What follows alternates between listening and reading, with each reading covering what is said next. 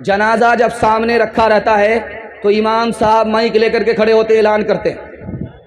اعلان کر رہے ہیں، بہت اچھی بات ہے، اعلان غلط نہیں ہے، لیکن جو حقیقت ہے اس پر میں تبصرہ کر رہا ہوں، کتابوں میں لکھا ہوا ہے. جنازہ سامنے رکھا ہوا ہے، امام صاحب کھڑے ہو گئے. جنازہ پڑھانے سے پہلے کہا کہ دیکھیے اگر اس مرحوم نے کسی کا لین دین کیا ہے، کسی کا لین دین اس مرحوم کے ذمے ہے تو بیٹا موجود ہے، لے لیجئے گا.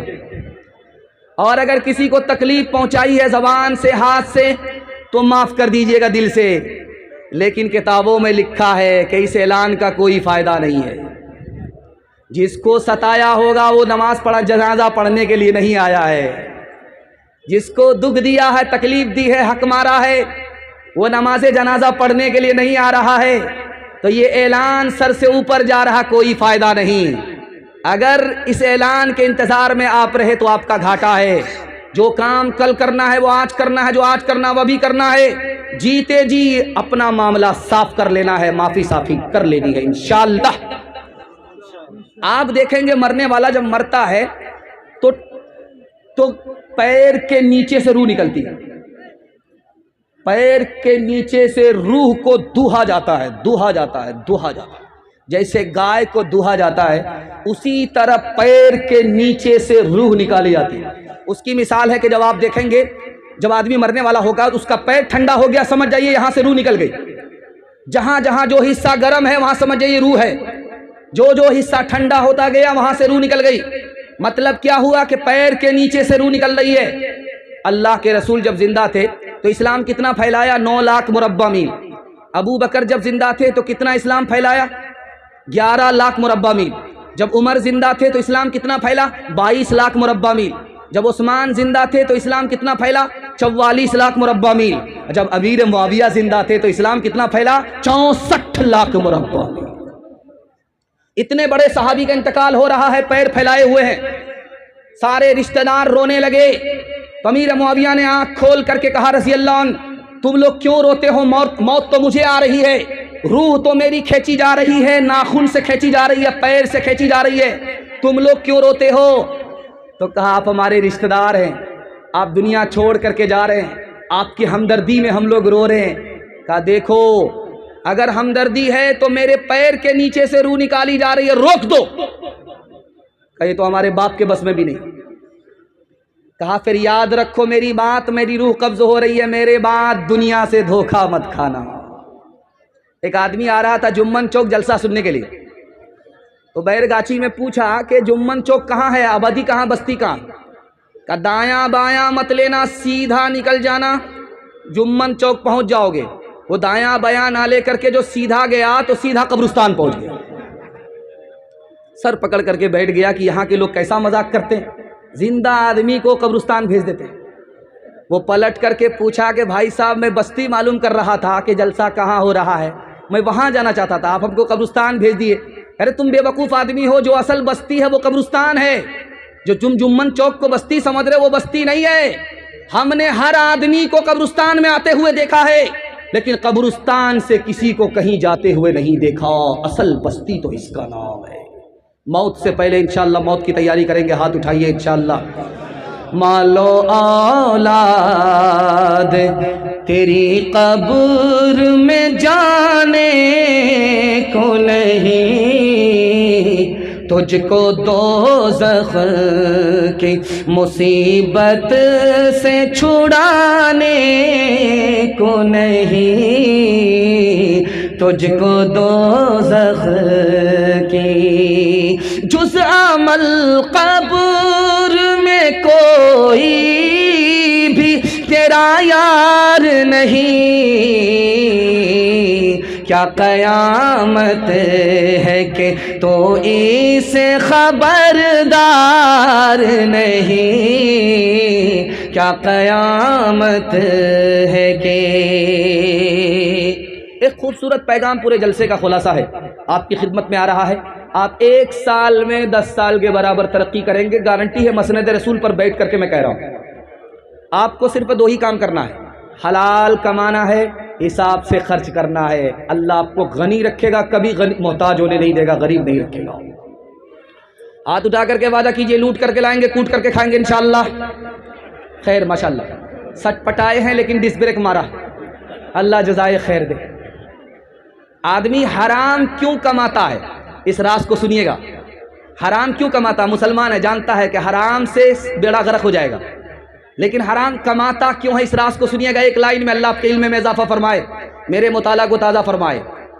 बीवी ने ताना मारा, बेटे ने ताना मारा, माँ बाप ने ताना मारा, दुनिया कहाँ से कहाँ पहुँच गई, आप तो वहीं के वहीं हैं। इस ताने की ताब ना ला करके अब आंख बंद करके कमाने लगा, लूट करके ला रहा है, कूट करके खा रहा है। घर वाले की तो दुनिया बन गई, अपनी आखिरत बर्बाद कर बैठा। इससे बड़ा दुनिया में कोई बेवकूफ हो नहीं सकता। जानते हैं, ये देवबंद है, देवबंद में एक आदमी नवाब था, उसका नाम था मरहूम मुजफ्फर। उसकी हवेली आज भी मौजूद है, कारी मोहम्मद तैयब साहब रहमतुल्लाह अलैह ने लिखा। इतना बड़ा आदमी था कि उसके हवेली में हाथी को बांधा जाता था। इतना ऊंचा दरवाज़ा है कि एक दरवाजे से हाथी दाखिल होता था, एक दरवाजे से निकलता था। आज भी वो हवेली मौजूद है, लेकिन जा करके देखिए, कारी मोहम्मद तैयब साहब रहमतुल्लाह अलैह ने कहा जा करके देख करके आओ, उस हवेली के लोग भीख का कटोरा लेकर के भीख मांग रहे। जानते हैं क्यों भीख मांग रहे? उस नवाब ने अपने बेटे की शादी में वलीमा किया, और वलीमा में 1000 गांव के लोगों को बुला करके वलीमा खिलाया। 7 दिनों तक वलीमा चलता रहा। नंबरी के लिए, शोहरत के लिए उस बंदे ने ये काम तो कर दिया, इखलास के लिए काम कर दिया, अल्लाह जाने। लेकिन हुआ क्या? अल्लाह हिसाब से दौलत देता है, हिसाब से खर्च करने पर दौलत बाकी रहती है। जब आदमी दौलत को पानी की तरह बहाता है तो आदमी खुद भिखारी बन जाता है, भीख का कटोरा हाथ में आ जाता है। लिखा वो नवाब जिसने 7 दिन तक वलीमा किया, 1000 लोगों को दावत खिलाई, उनके आज खानदान के लोग भीख का कटोरा लेकर के भीख मांग रहे। कल बारात जाने वाली है, लड़का फोन करता है कि तुम्हारे बाप ने 4 चक्का का इंतजाम कर लिया है कि नहीं कर लिया है? तो लड़की कहती आप घबराते क्यों हैं, सब इंतजाम हो जाएगा, शादी तो हो जाने दीजिए। लड़का सोचा कि लड़की बेवकूफ़ बना रही है, शादी हो जाएगी 4 चक्का मिलेगा ही। तो लड़का खिसिया करके बोलता तुम्हारे बाप की औकात है 4 चक्का देने की? तो लड़की बोलती मेरे बाप की तो औकात है हवाई जहाज़ देने की। पहले ये बताओ कि तुम्हारे बाप की औकात है एयरपोर्ट बनाने की? हलवाई की दुकान नाना जी का फातिहा। बताओ कैसे बचे ईमान, बताओ कैसे बचे ईमान।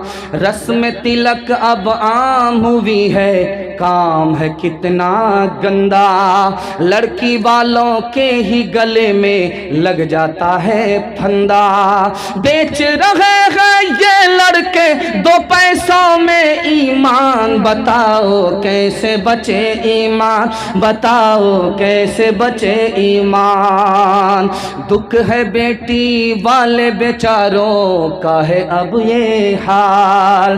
बेटी की शादी में निकाले पहले घर से माल। गिद्ध की तरह से नोच रहा है इंसान को इंसान। बताओ कैसे बचे ईमान, बताओ कैसे बचे ईमान। बात हुई थी 200 बाराती, मंगनी में बस 30। खाने में जब गिनती हुई तो निकले 420। बेदावत के खाते क्यों है ये जायद मेहमान। बताओ कैसे बचे ईमान, बताओ कैसे बचे ईमान। हाथ उठाइए, फ्री में मिलेगा, छोड़ेंगे नहीं इंशाअल्लाह। हाथ उठाइए, बिल्कुल सही जा रहा है। ये देखिए, खैर समझ में आ रहा कितने भमियार है, कितने सियाने। ऊपर से फिट फाट, नीचे से मकामा घाट। अल्लाह सलामत रखे। जैसा भी सुन रहे हैं, बेखबरी में आपने हाथ उठाया, लेकिन आपने पैगाम को सुन भी लिया, समझ भी लिया, दिल तक आपके ये पैगाम पहुंच चुका है। मैं अल्लाह से वादा करता हूं, अल्लाह की तरफ से ज़मानत लेता हूं, ये अल्लाह का वादा है। आप गरीब की बच्ची पर मेहरबान हो जाइए, अल्लाह आप पर मेहरबान हो जाएगा इंशाअल्लाह। जवानों के हवाले से पैगाम है, हमारे जवान सुनने के लिए तैयार है? हाथ उठा दिए इंशाअल्लाह। इस धरती पर ज़लज़ला आता है और एक्सीडेंट ज़्यादा होता है। जानते हैं इसकी क्या वजह है? 3 वजह। ज़िना आम हो रहा है, शराब आम हो रही है, गाना बजाना आम हो रहा है। धरती पर गुनाह का जब बोझ बढ़ेगा तो हादसा होगा, कदम कदम पर ज़लज़ला आएगा, कदम कदम पर मुसीबत का सामना होगा। بیٹے تین طرح کے ہوتے، پہلا بیٹا ہے پوت، دوسرا بیٹا ہے سپوت، تیسرا بیٹا ہے کپوت۔ تین طرح کے بیٹے، پہلا بیٹا پوت، دوسرا بیٹا سپوت، تیسرا بیٹا کپوت۔ قبولیت کی گھڑی میں دعا کرتا ہوں اللہ آپ کے بچے کو ہونہار بنائے، فرما بردار بنائے۔ تین طرح کے بیٹے ہیں، پہلا بیٹا پوت ہے، پوت کا مطلب باپ نے جو دولت بنائی اس کو باقی رکھا، بڑھا نہیں سکا، اچھا لڑکا ہے، بہت اچھا تو نہیں ہے، بہت برا بھی نہیں ہے، برا بھی نہیں ہے، لیکن اچھا ہے۔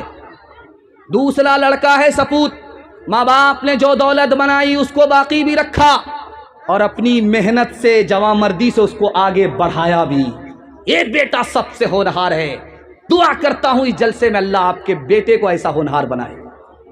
تیسرا بیٹا ہے نالائق، چھٹی انگلی جس کے ہاتھ میں ہوگی وہ چھپا کر کے رکھتا ہے، ہاتھ کو دکھاتا نہیں ہے، 6 انگلی اس کو کاٹ کے پھینک بھی نہیں سکتا، تکلیف ہے، اور وہ انگلی سٹی ہوئی ہے، عیب لگا ہوا ہے۔ نالائق بیٹا کون ہوتا ہے؟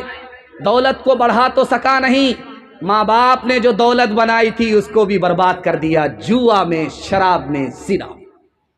ایک مثال ہے، پیغام ختم کر رہا ہوں۔ گوشت کی ایک بوٹی کو آپ پانی کی بوتل میں ڈالیے، 3 دن کے لیے چھوڑ دیجیے۔ گوشت کی ایک بوٹی کو آپ شراب کی بوتل میں ڈالیے، 3 دن کے لیے چھوڑ دیجیے، کل تجربہ کر کے دیکھ لیجیے۔ پانی کی بوتل میں جس بوٹی کو آپ نے ڈالا ہے 3 دن کے بعد دیکھیے اس کا رنگ نہیں بدلے گا۔